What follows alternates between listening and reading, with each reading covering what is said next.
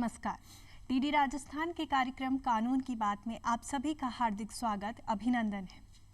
आज शुरुआत कानून से नहीं, आध्यात्म से होगी, क्योंकि हमारे वेदों में, शास्त्रों में, पुराणों में कहा गया है कि हम सब एक ही ईश्वर की संतान हैं, इसीलिए हम सब एक समान हैं।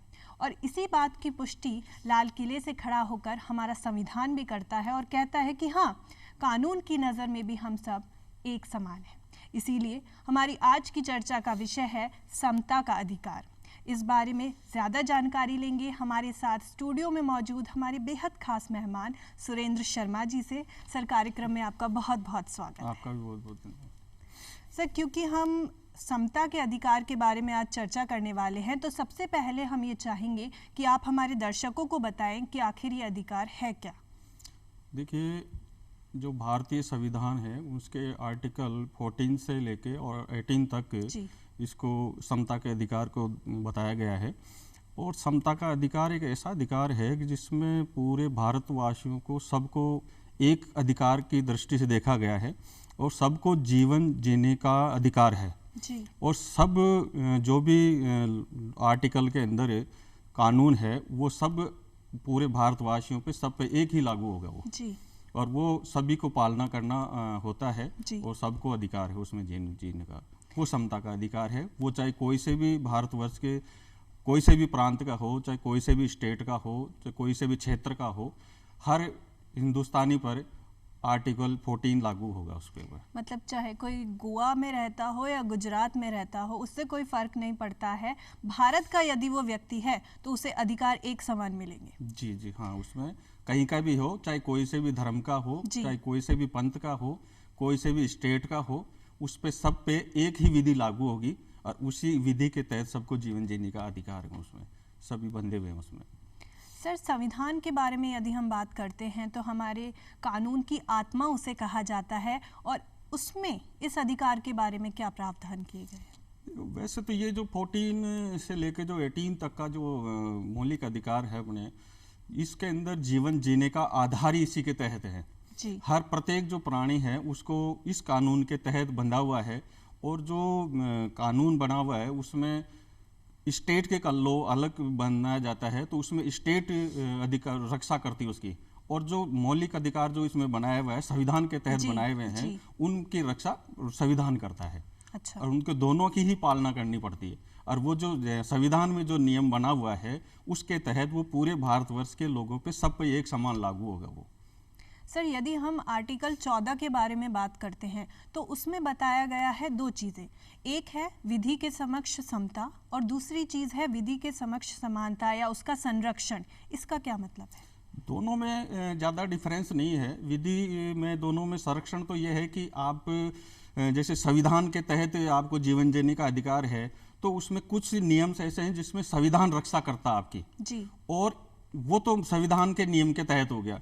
और जो विधि का विधान होता है उसके अंदर स्टेट जो नियम बनाते हैं, अच्छा। उसकी पालना स्टेट करवाता है। अच्छा। इन दोनों में ये माइनर डिफरेंस है इसके अंदर। तो उसकी रक्षा स्टेट करेगा और जो मूल अधिकार है उसमें मौलिक अधिकारों की रक्षा संविधान के तहत संविधान रक्षा करता है। और ये भी समानता से जुड़े हुए हैं। और इसको यदि हम डीप में देखते हैं तो हमें पता चलता है कि भारत देश का कोई व्यक्ति, उससे कोई फर्क नहीं पड़ता कि वो किस पद पर काम कर रहा है, उसका एनुअल पैकेज कितना है, कौन सी गाड़ी वो चला रहा है, कोई फर्क नहीं पड़ता है।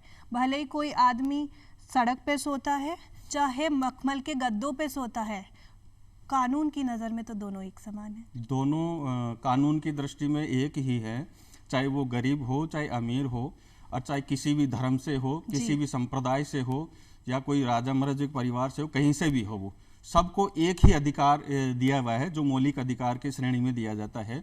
और वो 14 के अंदर डिफाइन किया हुआ उसको।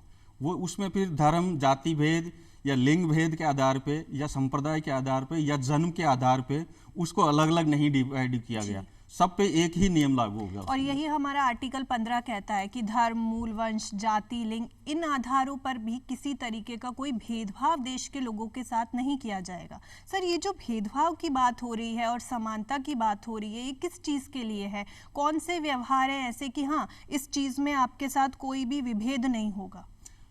इसमें जैसे कोई भी संप्रदाय है, कोई भी धर्म है, कोई भी पंथ है, तो इनमें सबको अलग अलग डिफाइन नहीं किया गया या अलग अलग इनको अधिकार नहीं है। सभी धर्मों को, सभी जो संप्रदाय है, किसी भी कोई प्रांत का है, जो किसी भी स्टेट का है, तो उनमें सब पे एक ही लागू होगी विधि। उनमें अलग अलग नहीं है कि साहब ये इस स्टेट का है तो इसकी विधि अलग लागू होगी, या अलग दूसरे स्टेट का है तो उस पर अलग विधि होगी। सब पे एक समान विधि लागू होगी और उसको सभी को मानने के लिए बाध्य है उसमें अंदर। अच्छा, और सर यदि हम आर्टिकल 16 को देखें, वो क्या कहता है? आर्टिकल 16 इसमें यह है कि किसी भी व्यक्ति को छुआछूत करने का, अस्पृश्यता को का डिफाइन किया हुआ है। उसके साधारण भाषा में अपन छुआछूत बोलते हैं उसको। उसके तहत किसी भी संप्रदाय का हो, चाहे किसी भी जाति का हो, चाहे SC/ST का हो, चाहे OBC का हो, किसी भी संप्रदाय का हो, उसके साथ किसी भी प्रकार का कोई भेदभाव नहीं किया जाएगा। ये आर्टिकल इसके अंदर दर्शाया गया है। उसके अंदर कोई भी अगर इस वॉयलेशन करता है इस सेक्शन का या छुआछूत करता है, तो उसके लिए अलग SC/ST एक्ट बना हुआ है, उसके तहत वो उसमें कार्रवाई कर सकते हैं उसमें, और उसको पेनलाइज किया जा सकता है। ये जो आर्टिकल है, ये मेन जो डील करता है वो करता है छुआछूत से, क्योंकि यदि हम हमारे देश की बात करते हैं तो इस तरीके की कुप्रथाएं बहुत ही प्राचीन समय से हमारे देश में चलती आ रही हैं, और शायद यही वजह है कि इसको एक कानून के रूप में लाना पड़ा हमें। जो हमारा जो समाज है वो अपने आप नहीं मान रहा था, वो जो प्रथाएं चलती आ रही थी हम उसे फॉलो कर रहे थे कि नहीं ये आदमी सवर्ण है, इसको छूना अच्छी बात नहीं है, और हमें लगा कि यदि हमें हमारे समाज का विकास करना है तो ऐसे काम नहीं चलेगा, इसलिए हमने उसके लिए कानून लाया। क्या यही बात सही है? यही बात है इसकी, और मेन उद्देश्य तो इसका यह है कि ये जो लॉ है अपना, ये इंग्लैंड के संविधान से भी लिया गया है। जी। और वहाँ पे क्या है कि राजा प्रथा थी, तो वहाँ पे उसका मिसयूज हो रहा था, तो वहीं से अपन को ये संविधान से, वहाँ से कुछ लॉ वहाँ से लिया गया है, और कुछ प्रथाएं अपन को अमेरिका जो संविधान है वहाँ से रंग भेद की का विभेद था वहाँ पे, तो कुछ वहाँ से लिया गया है। उसी को अपन को आधार बना करके अपन को यहाँ पे सबको एक समान दृष्टि से दर्शाया गया है कि सबको एक ही दृष्टि से देखा जाएगा, और कोई भी छुआछूत किया जाएगा तो उसके लिए अमेंडमेंट किया गया है इसमें संविधान के अंदर। संविधान के अमेंडमेंट करके उसमें एक SC/ST अलग से एक्ट बना दिया गया।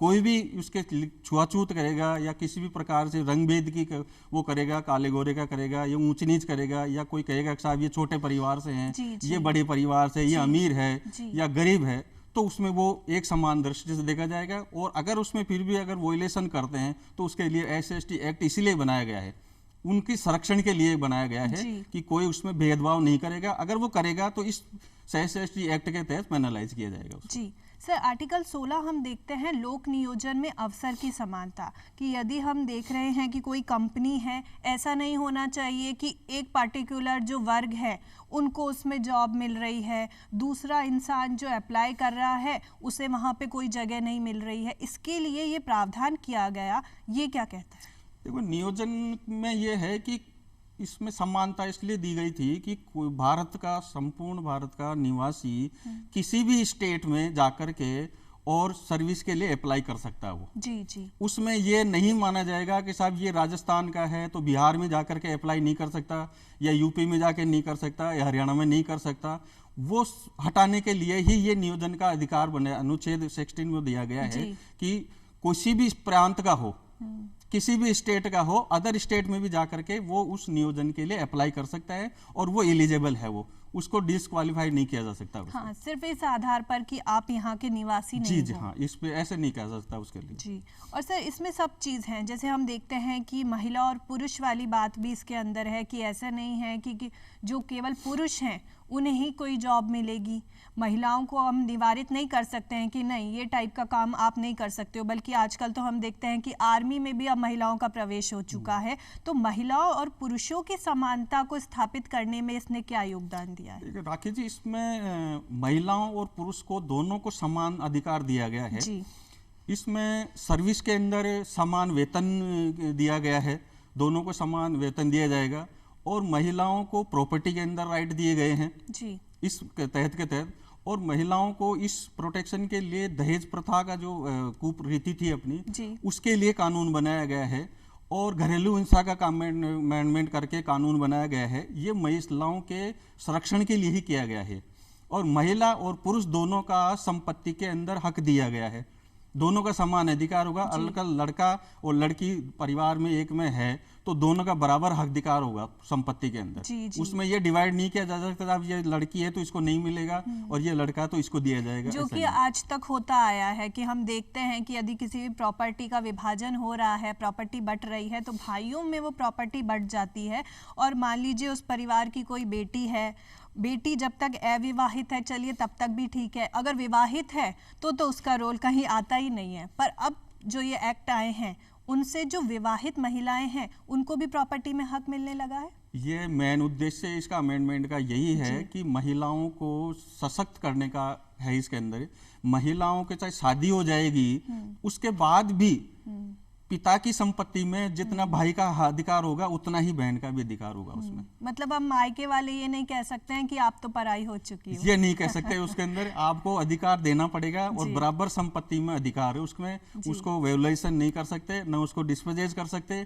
अगर उसके खिलाफ ऐसा कोई करते हैं तो महिला कोर्ट में जाकर के अपने संरक्षण के लिए दावा कर सकती है और अपने अधिकार सुरक्षित कर सकती है। इसलिए समानता के लिए महिला और पुरुष को दोनों को बराबर अधिकार दिए और गए। एक तरीके से हम देखते हैं कि महिलाओं को आर्थिक संबल ये प्रदान कर रहा है कि मान लीजिए महिला है, शादी हो गई है, ससुराल गई है, ससुराल पक्ष का जो व्यवहार है वो अच्छा नहीं है, अब कम से कम उसके पास एक प्रॉपर्टी तो है, वो अपने पैरों पे तो खड़ी है, अपना जीवन तो आगे चला सकती है, तो महिलाओं को संबल मिला है।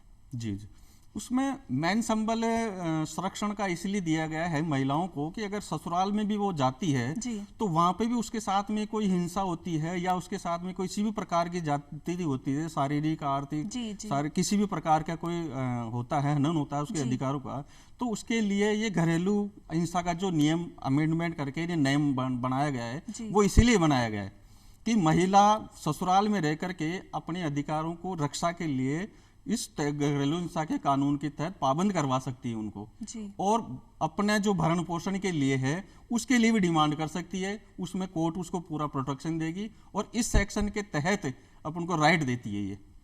और सर हमने समान वेतन की भी बात की कि ये भी बहुत ज़रूरी चीज़ है, स्पेशली फिर यदि पुरुषों और महिलाओं की बात आती है। हम देखते हैं कि दो लोग हैं जिन्होंने सेम कॉलेज से डिग्री ली है, एक ही डिग्री उनके पास है, जब जॉब के लिए अप्लाई कर रहे हैं, बहुत बार हम सरकारी की बात नहीं करते हैं, वहाँ समानता है, वहाँ उस आधार पर भेद नहीं है, लेकिन हम प्राइवेट्स में कई बार देखते हैं कि जो पुरुष है उसको ज़्यादा पैकेज मतलब दिया जा रहा है और महिलाओं को कम दिया जा रहा है। तो इस तरीके के ये जो प्रावधान आते हैं ये बहुत अच्छे हैं हमारी सोसाइटी के लिए ताकि समानता की स्थापना हो सके। आप क्या कहते हैं? मेरा कहना है इसमें यह है कि समानता समाज के अंदर जागरूक लाने का आवश्यकता है। जागरूकता लाएंगे तभी दोनों को, स्त्री और पुरुष को बराबर समान वेतन मिलेगा। जब दोनों एक ही पद पे हैं तो दोनों को बराबर ही वेतन मिलना चाहिए। जी बिल्कुल। इसीलिए ये जो भेदभाव किया जाता है प्राइवेट सेक्टर के अंदर, उसको मिटाने के लिए ही गवर्नमेंट ने अमेंडमेंट किया है कि हर व्यक्ति को, हर पुरुष इस महिला को बराबर वेतन दिया जाएगा। अगर दोनों क्वालिफाइड हैं और दोनों एक ही पद पे है तो उसमें ये भेदभाव नहीं किया जा सकता कि यार ये महिला है तो इसको कम दिया जाएगा, ये पुरुष है तो इसको ज्यादा दिया जाएगा। इसीलिए अमेंडमेंट करके ये नियोजन के अंदर कहीं पे भी बराबर समानता का अधिकार दिया गया दोनों को। जी सर, एक चीज़ और कि समानता की हम बात कर रहे हैं, हमने देखा कि कुछ लोग होते हैं जिनके पास बहुत पैसा है, अच्छी पोजीशन है, और कुछ होते हैं जो साधारण आदमी होते हैं। अब जब तक उनका आपस में सामना नहीं हो रहा है तब तक ठीक है। मान लीजिए कोई मैटर ऐसा है जिसमें एक हाई लेवल का आदमी और एक साधारण आदमी, उनके बीच में कोई विवाद चलता है। अब स्थिति ये होती है कि साधारण आदमी की ये मंशा होती है, उसे लगता है कि नहीं मैं इनसे कहाँ टक्कर लूँगा, कोर्ट में जाऊंगा, ये तो जीत जाएंगे, इनके पास पैसा भी है, इनके पास जैक भी होगी, मेरी बात कौन सुनेगा। यहाँ समानता का अधिकार काम करता है क्योंकि वो कहता है कि नहीं, यदि आप अपराधी हो तो फर्क नहीं पड़ता है कि आप कौन हो। ये कितना हमारे देश में परिवर्तन लाता है। ये बहुत ज़रूरी है। ये इस अनुच्छेद के तहत में जो प्रावधान दिया गया है कि चाहे गरीब हो, चाहे अमीर हो, चाहे किसी संप्रदाय से हो, किसी पंथ से हो, उससे या कोई जन्मजात कोई अमीर हो, उसका कोई फर्क नहीं पड़ेगा। दोनों ही व्यक्तियों के खिलाफ अगर कोई भी आदमी थेफ्ट करता है तो वही सेक्शन 379 गरीब पे लगेगी, जी जी। और जो अमीर होगा उस पर भी वही सेक्शन लगेगा, और दोनों की एक ही प्रोसीडिंग चलेगी कोर्ट के अंदर, और दोनों को समान दृष्टि से पेनलाइज किया जाएगा अगर वो साबित होता है तो उसमें ये रंग भेद भी की नीति को हटा करके कानून तय किया गया है कि कोई भी गरीब होगा या अमीर होगा उसमें भेदभाव नहीं किया जाएगा, दोनों के खिलाफ समान दृष्टि से व्यवहार किया जाएगा कानून की दृष्टि के अंदर। और सर हम देखते हैं कि सब जानते हैं कि भारत इसलिए जाना जाता है क्योंकि हमारे यहाँ पर इतने धर्म हैं, जातियाँ हैं, संप्रदाय हैं, हमारी भाषाएं अलग अलग है, पहनावा अलग अलग है, फिर भी जब कानून की बात आती है तो हम समानता की बात करते हैं, हम किसी को भी अलग नहीं रखते हैं। और धर्म एक बहुत इम्पॉर्टेंट चीज़ है क्योंकि एक व्यक्ति है नमाज पढ़ने जाता है, एक व्यक्ति है जीसस को मानता है। यहाँ हमारे संविधान की प्रस्तावना भी यही कहती है कि हम धार्मिक न्याय भी स्थापित करना चाहते हैं। इस अधिकार से अलग अलग धर्म को मानने वाले लोगों को क्या फायदा मिलता है? देखो, किसी भी संप्रदाय का हो, चाहे किसी भी धर्म का हो, किसी भी जाति का हो, हर व्यक्ति को धार्मिक स्थल पर आने जाने का अधिकार है, कुएं बावड़ी पे पानी पीने का अधिकार है, सार्वजनिक शौचालयों का उपयोग करने का अधिकार है, सार्वजनिक जो पार्क स्थल है हर व्यक्ति को अधिकार है, वहां पे गरीब भी जा सकता है और अमीर भी जा सकता है, और किसी भी धर्म का, पंथ का या किसी भी स्टेट का हो, हर व्यक्ति को उसका यूज करने का अधिकार है। ये समानता इसके अंदर दर्शाई गई है कि किसी भी गरीब या अमीर का उसमें डिफरेंस नहीं किया जाएगा, इसीलिए ये इसका स्थापना की गई है जी। और तभी यदि इस तरीके की समानता होती है तभी हम हमारे देश में अच्छे से जी पाते हैं। और आपने शुरुआत में जो जिक्र किया जीवन जीने का अधिकार, तो जीवन जीने का अधिकार तभी मिलता है जब कम से कम सबसे पहले हमें समानता तो मिले। सही है जी जी। इसीलिए इसकी मंशा है जो 14 से लेकर के 18 तक के जो उद्देश्य है संविधान का कि जीवन जीने का अधिकार अगर ये नहीं हो तो फिर एक मानव की श्रेणी में नहीं रह जाता जी। इसीलिए ये 14 से लेकर के 18 तक का जो सेक्शन बनाया गया है उसमें अधिकार दिया गया है कि हर व्यक्ति जो भारत का निवासी है, चाहे किसी भी स्टेट से हो, उसको जाति के आधार पर, धर्म के आधार पर, जन्मजात के आधार पर, वंश के आधार पर उसको डिवाइड नहीं किया जाएगा। उसको कहीं पे भी आने जाने का अधिकार होगा, कहीं आज़ादी होगी, सार्वजनिक कोई भी चीज़ होगी तो उसका यूज करने का अधिकार होगा। और सर ये चीज़ हमें लगता है कि तब ज़्यादा इम्पॉर्टेंट हो जाती है क्योंकि हम कहते हैं कि भारत विश्व का सबसे बड़ा लोकतांत्रिक देश है। अब लोकतंत्र है तो वोट भी डाले जाएंगे। अब वोट डालेंगे तो ये ज़रूरी है कि भाई अब इसमें विभेद नहीं होना चाहिए कि ये आदमी तो वोट डाल सकता है, ये नहीं डाल सकता, महिला डाल सकती हैं, पुरुष डाल सकते हैं। ये भी एक इम्पॉर्टेंट चीज़ है कि हम वोट डालने का अधिकार भी सभी के लिए समान है। जी जी, सबका समान अधिकार है, वो चाहे स्त्री हो चाहे पुरुष हो। जो 18 साल से ऊपर का कोई भी व्यक्ति हो वो उसको वोटिंग राइट है। उसमें भेदभाव नहीं किया गया कि साहब ये अलग संप्रदाय का है या ये कोई SC/ST का है या ये जनरल का है या OBC का है, उसमें विभेद नहीं किया गया।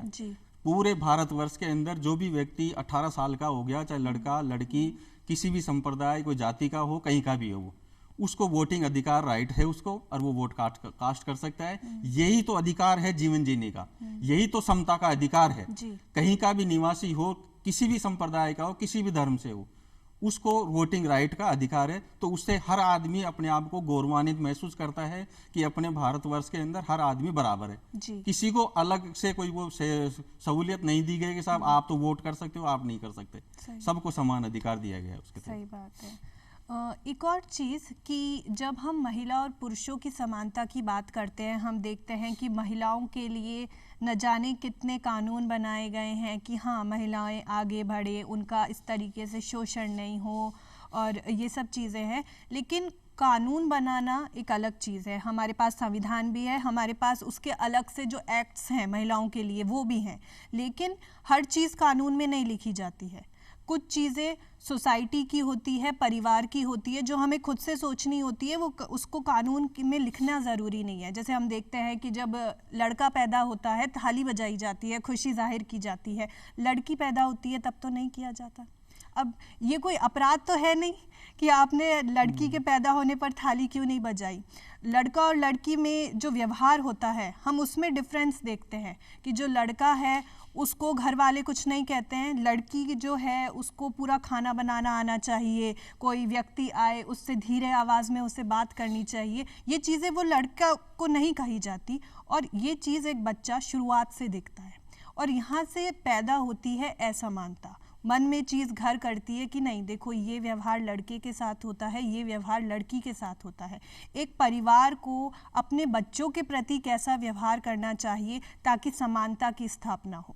कानून अपनी जगह काम करे और हम क्या करें?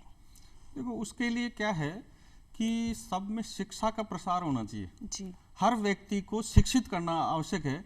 ये शिक्षा के अभाव की वजह से ही ये भेदभाव होते हैं। आज भी गांव में होता है ऐसे, जो आपने कहा है कि साहब थाली बजाई जाती है जब लड़का होता है, तो वो इसीलिए करते हैं कि वो शिक्षा का अभाव की कमी है वहाँ पे। जी। हर व्यक्ति समझता नहीं, वो समझते हैं कि साहब हमारे तो लड़का होगा तो साहब ये हमारा वंश बढ़ाएगा, हमारा नाम रोशन करेगा, इसलिए साहब खुशी मनाई जाती है। लेकिन ऐसा नहीं है। आज लड़कियां भी लड़कों से कहीं कम नहीं है। आज लड़कियां भी हर क्षेत्र में आगे बढ़ रही है। शिक्षा में ले लो, सेना में ले लो, किसी भी हर क्षेत्र के अंदर लड़कियां बढ़ रही है और लोगों में अब धीरे धीरे जागरूकता भी आ रही है। क्योंकि पहले लोग बाग रूढ़िवादी प्रथाओं के तहत चलते थे, इसलिए पहले लोग बाग जानबूझ कर लड़की को छुपा करके रखते थे कि साहब लड़की को तो बाहर ही मत निकालो, साहब इसको तो घर का ही काम करना है, इसलिए लड़का ही काम करेगा, साहब बाहर का, अंदर घर का काम लड़की करेगी। इसलिए वो शिक्षा का कमी थी उस टाइम जी।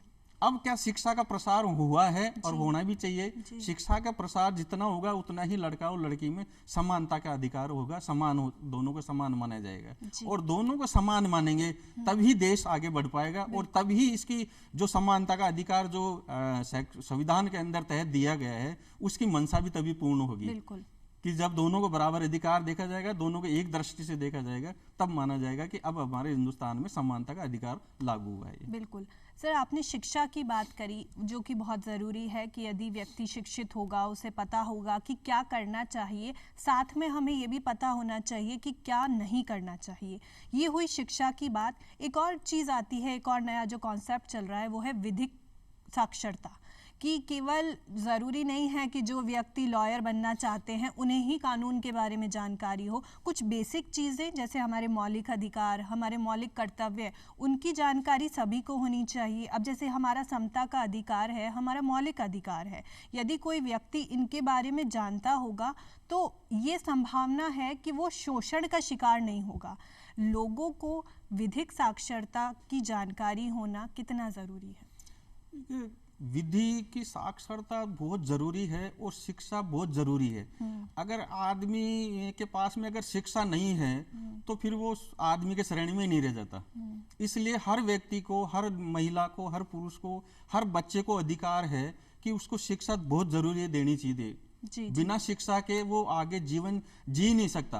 अगर आप संविधान को भी अलग कर देते हैं या स्टेट के जो लॉ है उसको भी अलग कर देते हैं, तब भी आदमी को जीवन जीने के लिए इतना तो साक्षर होना ही चाहिए कि खुद के जो अधिकार हैं उनका खुद का प्रोटेक्शन खुद कर सके। वो इतना उसकी प्राइमरी स्टेज पर ही उसको इतना तो सिखाया जाना चाहिए, इतनी शिक्षा देनी चाहिए कि संविधान में आपको जीवन जीने के लिए ये अधिकार है। आपका किसी भी प्रकार से कोई हानि पहुंचाता है, आपका कोई शोषण करता है, तो वो आपको जानकारी होनी चाहिए कि साहब मेरा शोषण हो रहा है या मेरे ये अधिकारों पे हनन हो रहा है, तो मैं इसका प्रोटेक्शन कैसे कर सकता हूँ। तो उसके लिए हर व्यक्ति को शिक्षित होना जरूरी है और शिक्षा का प्रसार होना जरूरी है, तभी इसके संविधान की जो मंशा है बनाने की। इसीलिए संविधान निर्माताओं ने, जो विधि विशेषज्ञ थे, उन्होंने यही मंशा के पूर्ति के लिए ही संविधान में अधिकार दिया गया था कि दोनों को शिक्षित किया जाए। शिक्षित करेंगे तभी संविधान की मंशा पूरी होगी और भारतवर्ष आगे बढ़ पाएगा। मतलब पढ़ेगा इंडिया तभी तो बढ़ेगा, आगे बढ़ेगा। जी।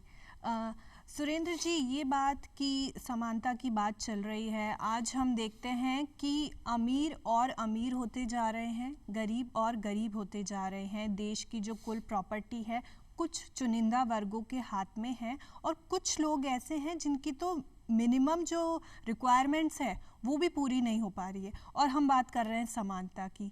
ऐसे कैसे चलेगा? क्या प्रयास किए जा सकते हैं ये जो खाई है इसको थोड़ा भरने के लिए? ठीक है, इसके लिए क्या है कि जो ज़्यादा पैसे वाले हैं या जो ज़्यादा अर्निंग करते हैं उनको समानता के लिए उन पे टैक्स बढ़ा देना चाहिए। अच्छा। कि टैक्स बढ़ाएंगे तो वो जो टैक्स आएगा उससे पब्लिक का जो और जो निम्न वर्ग के व्यक्ति हैं उनमें वो डिवाइड होगा और उनके विकास कार्यों में लगेगा जी। जैसे मान लो कोई अमीर आदमी है, उससे टैक्स लिया गवर्नमेंट ने, तो गवर्नमेंट उस टैक्स को लेकर के और सार्वजनिक कार्यों में उसको व्यय करेगी जी। तो सार्वजनिक कार्यों में व्यय करेगी तो उससे जो निम्न वर्ग का जो आदमी होगा उसको उससे रोजगार मिलेगा जी। और रोजगार मिलेगा तो उससे उसकी अर्निंग कैपेसिटी बढ़ेगी, तो अर्निंग कैपेसिटी बढ़ेगी तो वो भी पैसे वाला हो जाएगा, तो उससे क्या दोनों में समानता आ जाएगी कि हो सकता है उसके पास कम हो पैसा, हो सकता है जो टैक्स पेयर है उसके पास ज्यादा हो, क्योंकि वो अपनी अपनी कैपेसिटी के आधार पर होता है, वो कोई गरीब है कोई अमीर है, ये तो अपन इसको अभी पाठ नहीं सकते अपन, परंतु इसकी मंशा ये है कि दोनों में ज्ञान का विस्तार होना चाहिए और ये टैक्स लगा करके और अपन उसको समानता में ला सकते हैं और उसकी जो रोजगार दे करके उसको आगे बढ़ाया जा सकता है। सर, आपने हमें अपना इतना अमूल्य समय दिया और इतनी उपयोगी जानकारियां हमारे दर्शकों तक पहुंचाई, उसके लिए बहुत बहुत धन्यवाद। थैंक यू, आपका भी बहुत बहुत धन्यवाद। तो दर्शकों, आज की चर्चा के बाद हम ये कह सकते हैं कि भारत विश्व का सबसे बड़ा लोकतांत्रिक देश ऐसे ही नहीं है। हमारे देश में ये व्यवस्था है कि कोई अपराध चाहे किसी मर्सिडीज बेंज चलाने वाले व्यक्ति के द्वारा किया जाए या फिर तपती धूप में मजदूरी करके अपना परिवार चलाने वाले एक साधारण इंसान के द्वारा, कानून की नज़र में दोनों एक समान होंगे।